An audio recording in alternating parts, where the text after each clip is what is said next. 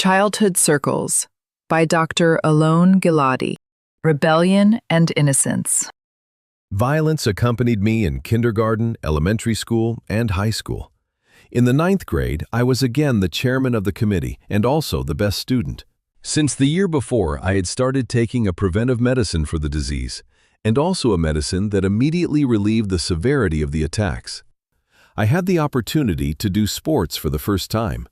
The future looked more promising than ever. A year before, my parents decided that after the birth of my brother, it was time to leave the Tel Aviv suburb and build a small private house with a small garden in the west of the city of Herzliya. I opposed this move. I did not want to leave the big city, especially since I had started to make some friends there. I had an uncomfortable feeling about the move, although I could not explain to myself what exactly it meant.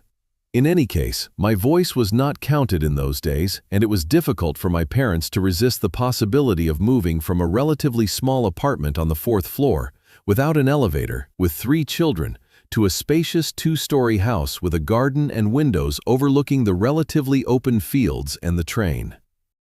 Near our new house, I would get on the bus every day from the affluent suburb and commuted to the high school, which was located in the city. The 9th grade of those days was populated by a large number of children with mild or moderate conduct disorder, and mainly with a tendency to raise their hands in different directions, mostly at each other. For some reason, they had a certain reverence for me, and I, who did not sense the approaching storm, used to raise my hand in every lesson a large number of times. I stood out at school. I was motivated, the excelled student in class, accepted by teachers and students alike. The future looked more promising than ever. One of the most boring lessons of that period was language class. To the trouble of boredom was added another trouble. The language teacher showed signs of weakness and difficulty in dealing with the verbal violence, the rustling, the throwing of chalk, and the impatience that filled most of the classroom. One day, at the end of the lesson, the teacher remained in the classroom and gathered her belongings. The students went out for recess, and several students banded together, snatched her purse, and locked her in the classroom. I was the head of the classroom committee at the time and the liaison between the students and the teachers. I asked, demanded that they stop, but to no avail. "Don't interfere," they told me.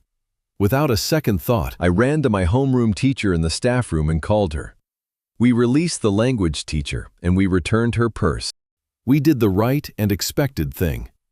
At the end of that day, I packed my things and prepared to go to the bus stop heading home.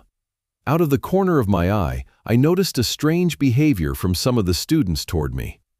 Slowly, the same group that had locked up the teacher gathered around me, and more students joined them. Others stood to the side. Others ran away. I was left alone. Slowly, the circle closed around me. I stood and looked at them. Not a word was said. A push here, a blow there. They developed into pushes, blows, and slaps. Using my 2 weak hands, I clawed my way out of there. I went to the bus stop and tried to figure out for myself what exactly had happened here, why it had happened, and why I hadn't prevented this event when I noticed it was starting. I got home. I quietly went up to my room, closed the door, and lay down on my bed and burst into tears.